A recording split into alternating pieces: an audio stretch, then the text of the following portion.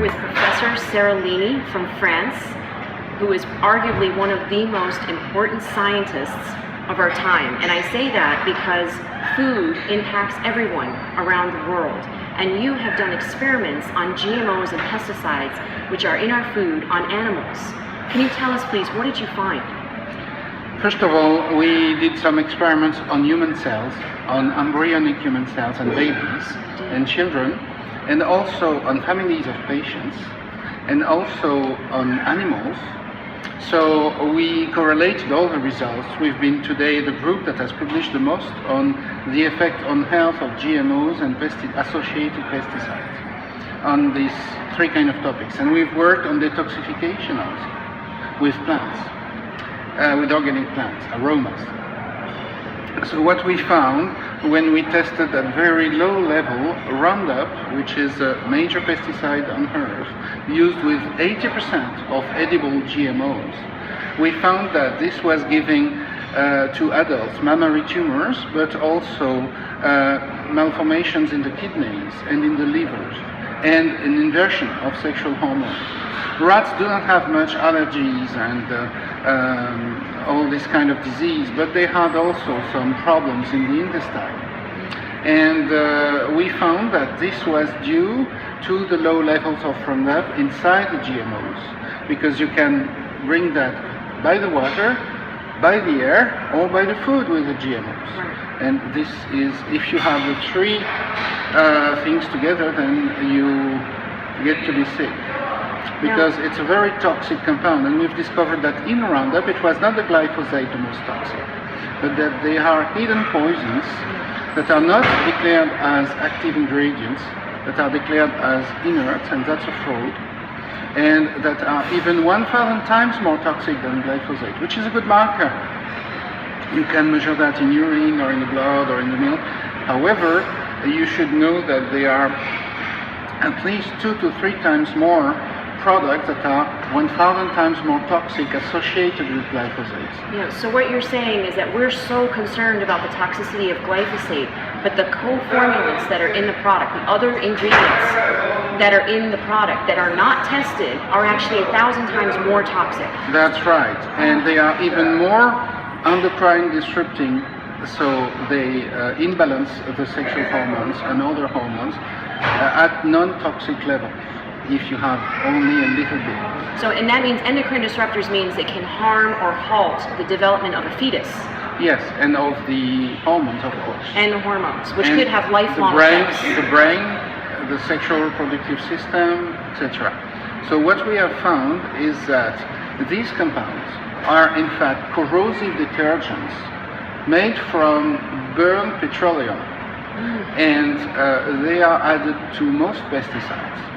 Corrosive detergents that are burned from petroleum. That's and this right. is what they're spraying on our food. They are called the polyethoxylated compounds.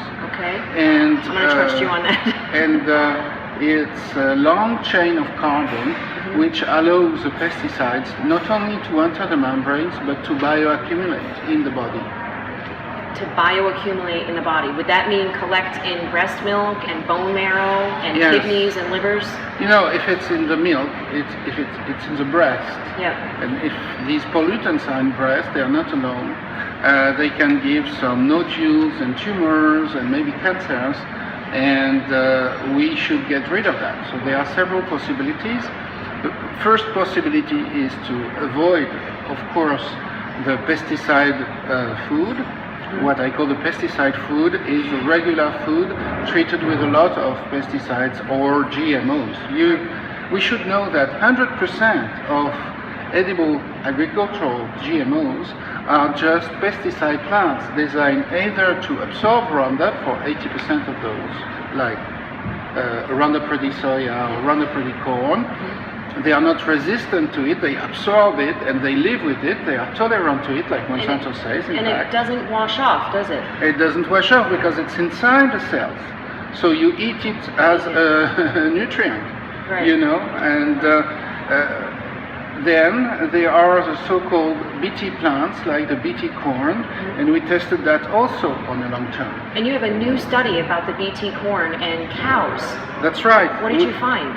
With a farmer in Germany, Gottfried Glockner, who was the first one, in fact, to raise this corn in Europe and, in fact, probably in the world, with very careful data collected by veterinaries and with analysis, because he had metals. He was one of the best farms in his regions to make dairy cows and to make milk.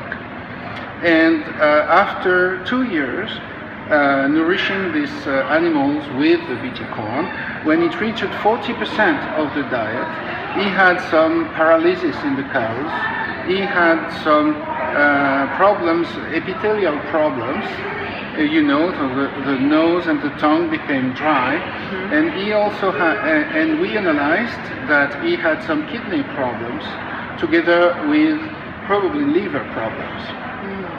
And this was done a posteriori, and because he had all the records of the farm, and this was kind of unique.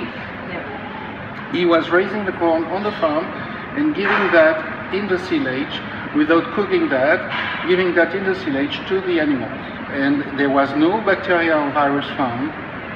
So you checked for that? Yes, we checked for that. Well, in fact, the veterinaries didn't believe in GMOs toxicity at the time, so they checked for all the diseases possible. So what exactly did they die from the BT toxin? They died, in fact, from kidney diseases, kidney leakages, and epithelial problem. At the second generation, because the duration was 5 years, it was quite exceptional as a study. It was the longest study done on BT corn, and ever in the world. You know that these guys from industry making the BT corn are kind of criminals, because they tested that only during 2 weeks on 4 cows. 2 weeks? Yes, this is why I think that you are doing a great job, and NGOs like most across America should request for the transparency. The transparency is something essential. So you should know how the Roundup was authorized. Yes. And ask for the blood analysis of the animals. You know, when your child is sick, you go to a doctor, and maybe he will prescribe a blood analysis of all parameters in order to know what's happening. Yes, exactly. So what did these guys have done concerning the blood analysis of the first animals they have tested with these products? And then it was my job to analyze that, because I was an expert during 9 years for the French government, and then for the European Union and different countries like China, India, Canada, etc. And what I saw is that they were making fraud. So either there was no blood analysis with Roundup given to animals. Well, not at all. No, because they considered that Roundup was glyphosate, which is 1,000 times less toxic. Well, and it's only one ingredient in Roundup is glyphosate. Among 20 maybe. 20, and the fact is that the EPA does not test the final formulation of any products. They only test the one active chemical ingredient. EPA doesn't test anything. They read the data from industry. That's right. Yes, they don't require testing. They don't require for the full testing. Formulation, only of the one active chemical ingredient, which is a major on the long flaw. term. Yeah. They require some tests on the short term with, in fact, the formulation, but just to say that it is irritative. In fact, it is allergenic, because it attacks the membrane. So they say it's dangerous for eyes and skin, and that's it. And then with blood analysis, they test only glyphosate alone on the long term.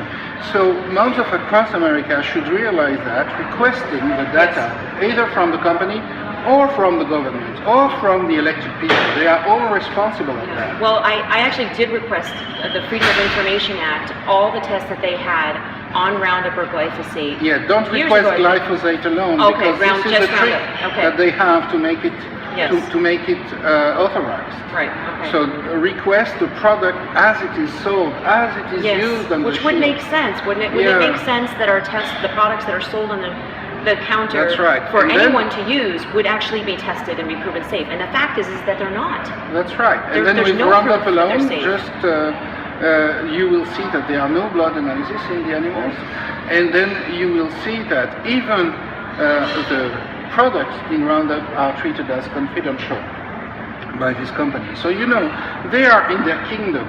The products are confidential and the blood analysis are not done or confidentially hidden. Yeah. So they do not say what they have when you have to request during a long time. And our children are paying, in fact, the bill of their fraud. So really, as a scientist, I request from the population a better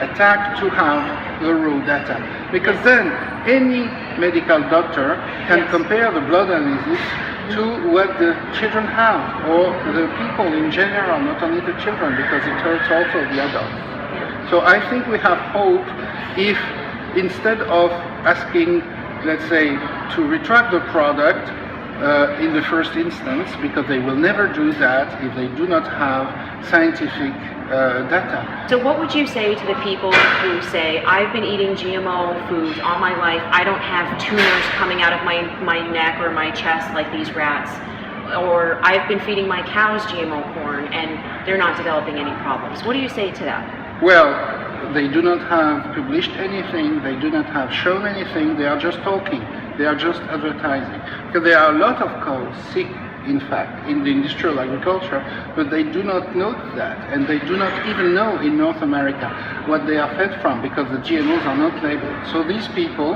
just want the money from the government for industrial agricultural subsidies. You know, they are afraid to lose their subsidies. That's the only thing, but they do not have any study, do not have any veterinary raw data with the labeling of the GMO showing that what GMO it is. All the GMOs do not have exactly the same effect. And what are the veterinary studies on the cows, what has been measured, etc. You know, when the company has only a test for 2 weeks on 4 cows, you can imagine how stupid the system is when they say that it's safe. Yes. Because one cow with the BT corn that we studied, the BT176, was dying after 1 week, and it was removed out of the study. Like when the industrial agricultural workers have problems, no, they remove the animals from the studies, and they get even subsidies for and they don't count them. And they don't count, and they don't count them. And that's not science. And people are often sick, but they don't link because they say there is no proof. In fact, the proof of safety, it should be the thing that is brought up in order to know what happens, and not to study afterwards, after 10 years when all the cows are sick and remain only a few months in a program, you know? Yeah. Some dairy cows in the States, they remain only 1 year on to make milk, and then they are changed. So you're saying there could be damage afterwards, they're just not milking them long enough to see. That's right, and because they get inflammations in the mammary glands, they get a lot of problems, and then they are removed out of the program, they are sold as meat, and then other cows come, and nobody sees what's going on in the long term, because it is not studied. So all these people are irresponsible if they say that there is nothing, because they studied nothing themselves. Right. Right, so we should ask them, where's your proof? Where is your proof, and where is your labeling, and how did you measure that it is a GMO? What GMO are you talking about? You're talking about anything then, right? If you don't know. Yes, and for people, I would guess that the lifespan of a rat is different. Those tumors were developed at a certain time. How could that compare to a human life? In fact, 2 years in a rat, it is the lifespan of the animal. So the tumors appeared after 1 year, so about the half-life of the rat, so about half of the life. So that would be about 50 then, if a human being was eating well, not so much. GMOs about 30 years. Oh, about 30 years. So if a woman begins to have a mammary tumor after 30 to 40, when she's aged 30 or 40, it can be due to that if she has been fed with Roundup residues all her life. So the fact is, children who are born today who are eating GMOs and toxic pesticides, we may not see the difference in them or an impact to them until they're 30 or 40 years old. Well, you will see with the children that are born now, because they are very sensitive, and if they have been exposed during the pregnancy, which is quite a common case, you will see short-term effects like allergies, digestive problems, because we have published and measured the effects of Roundup on good gut microbia, even the ones that are used to make some cheese. Yeah. And we have seen that the Roundup was killing these bacteria that are in the gut, making the digestion. Very And you know they are important because we have more bacteria on us than human cells. So we know that the effects will be short-term effects. It can be also brain effects. We have measured that the Roundup was affecting the heart and the brain because it penetrates everywhere due to these detergents, these corrosive detergents that they even sell that for detergents to laundromats. You know, these are non-detergents. These detergents are also used in the water to extract, for the fracking gas extraction. You know, they are everywhere. Yes. They are the residues of petroleum. And detergents are corrosive. Okay. Detergents are corrosive. They are oxidized active detergents. So they oxidize everything. They burn, in fact, the cells. They burn the cells. That's what they. Before glyphosate can even act. So this is why it's not good to have a theory on glyphosate without taking into account all these things. Yeah. And Monsanto wants us to speak only about glyphosate because they say glyphosate is the active ingredient. Did you ever try glyphosate alone in your garden? It doesn't work. You have to have the other ingredients. When it is sold as a pure chemical, right. Even if on the bottle it is written glyphosate that you get on the market, it is not glyphosate alone. But if you go to a chemical company and use purified 99.9% glyphosate, it doesn't work as an herbicide at 1%. That doesn't mean that it's not toxic. It doesn't have long-term health impacts. It does, right? That doesn't mean that it's safe. Okay. However, the other compounds with which it is are 1,000 times more toxic, and they cannot be neglected.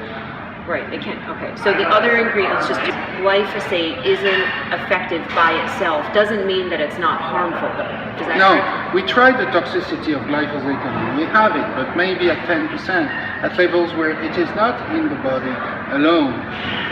But it finds other components, other pesticides that are already in the body because we have a burden of pollution in the body.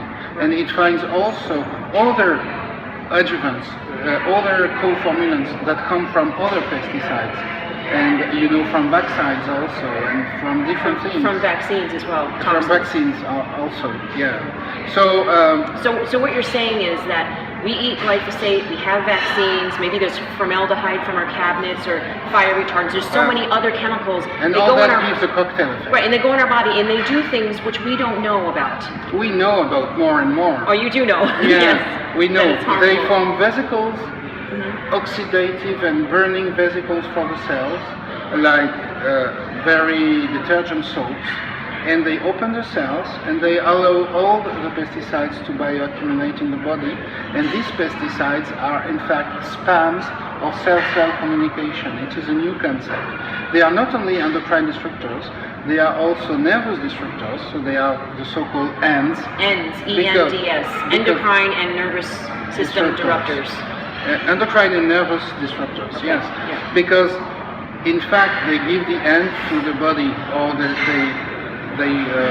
conduct the body to its end.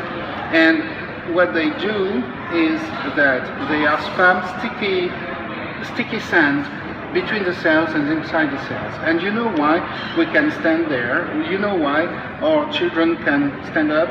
Not because only we have skeletons, because the skeleton itself will fall.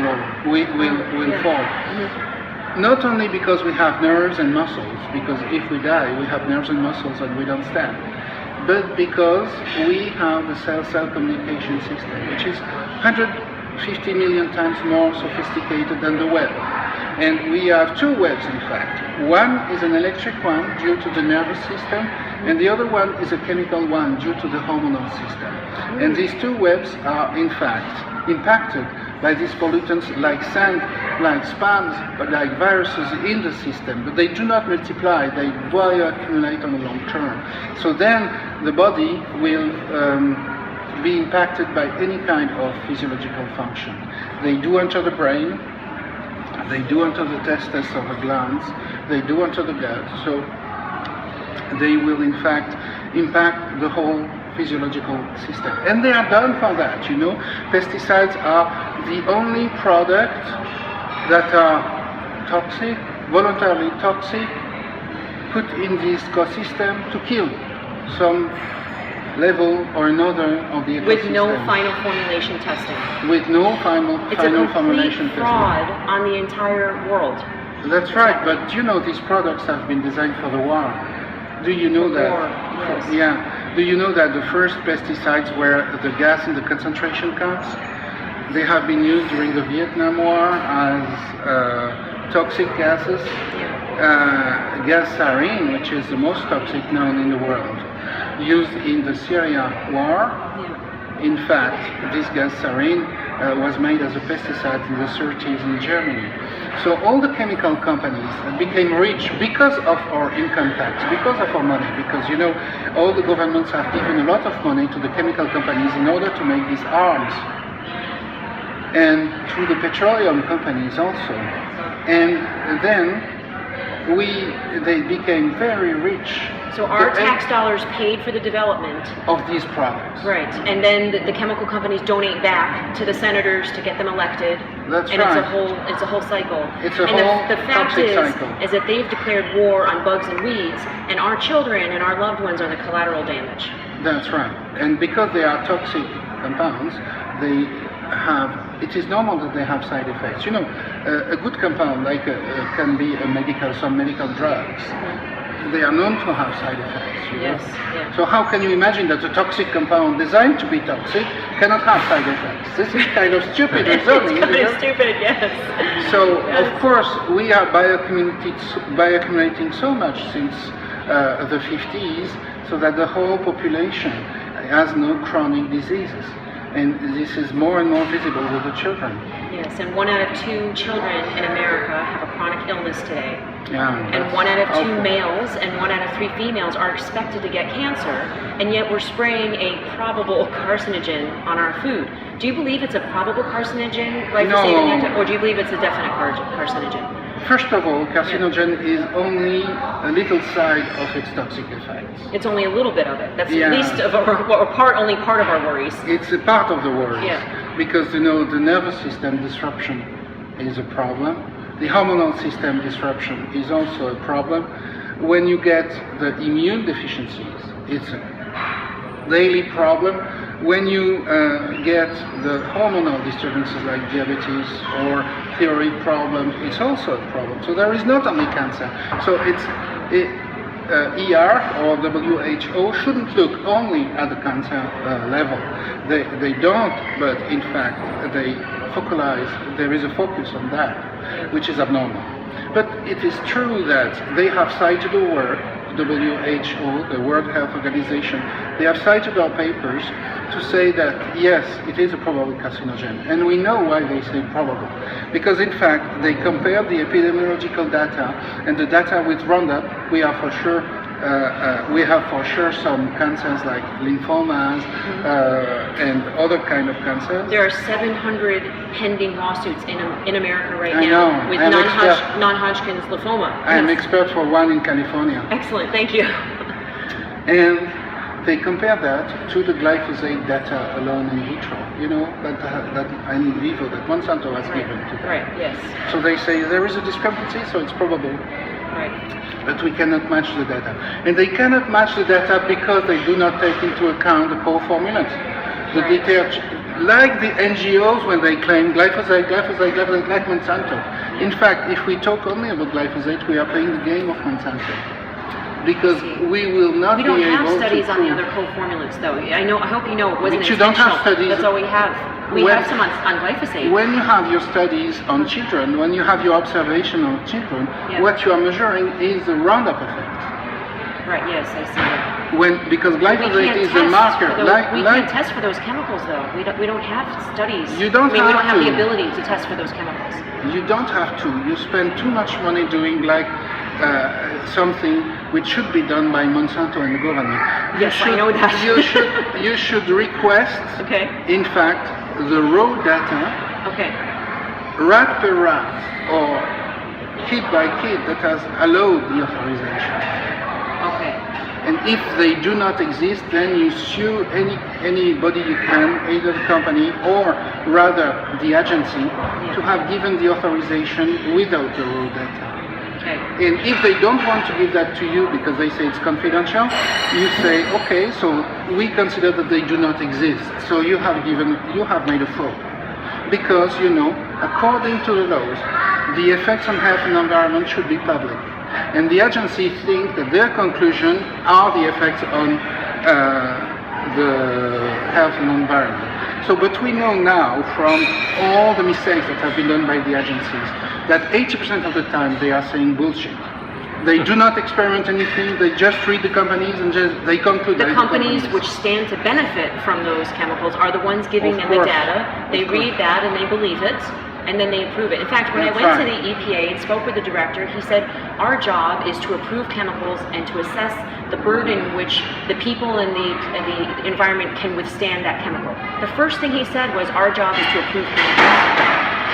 The EPA, their job is not to approve chemicals, it's to protect us. They have their job all mixed up. That's right. So you see, all the system is crazy, and we have constructed that after the Second World War in order to promote the chemical compounds that have been sold during the war and that have been sold because of our money. Yes. So this is our money used to intoxicate us. This is our money that's being used to poison us. That's right. Essentially, yeah. For the benefits of a few people in the world. You know that the 8 major companies, they have more than 50% of the world money. These 8 companies have more than 50% of the world's money? Yes. 85 families in the world that are the actionnaires of these companies. They have, in fact, more than 50% of the world. So what can we do as people who do not have that much money? Request the transparency. Request the transparency, okay. Find good lawyers that kind, you mean request the transparency. Find good scientists that can work with you in order to explain to the people what's going on. Yep. I'm so sad when I see a lot of NGOs doing a great job and talking about products that are not the real toxic products, so that the company continues, in fact, to mask the effects. Yes. Okay. Yeah. So glyphosate is a good marker, but it is not toxic alone. It is 1,000 times less toxic. Yeah. So in this way, if we play the game, repeating what they say, Monsanto says glyphosate is the active ingredient, so everybody is Greenpeace, everybody buys it, And then they think that they would fight against them, but it's like when you give at a very little kid a thing to play, and during this time you do some other thing. Right, I see what you're saying. It's a distraction because the real issue is the entire, all of the ingredients in the product, and the biggest flaw in the world probably is that they're approving all of these products without actually having them safety tested in the final formulation. That's right. That's the real issue. And I would like to underline that, unfortunately, there are also some very honest, sincere scientists which are not experimentally working on that, and they speak about what the company says and look at the patents on the company, and they think that all that is right, but they don't check it. So be careful with the advices of people who do not work experimentally with these products. Okay. We will be careful in consideration going forward. You understand that as a mother, when I found out that GMOs and glyphosate and all this could impact my son, I needed to test. I needed to do whatever I could to But you did right. You did right. You were on the way, so don't disturb the way. Okay. You found that glyphosate was correlated. It doesn't mean that glyphosate is in glyphosate. my son. Of course. And it means that all the other detergents are in your son too. All the other ones too. Yes. It's a marker. So now we can get rid of that, and we can get rid of that socially, like you do, in a perfect manner, asking the raw data. And we can do that also individually with detoxifying products. Good aromatic organic plants can detoxify the body. This is another story. Will you let us We know test some that. of the, you tested how to detox the body with, And we published with that. plants? You did. Okay, so we'll get that information to Maybe our listeners in the next lecture. In the next lecture, yes. We want to thank you so much for your time. Thank you. You're a superhero to us moms. And we are I so just grateful. do my job, like You you. have a book called Culinary Pleasures or Hidden Poisons? You have to shoot. Okay. That's Because, you know, with the organic cooking that you have, you can have great pleasures. Yes, you can. Yes. Thank you so much, Seralini, for being with us today. Thank you. Yes.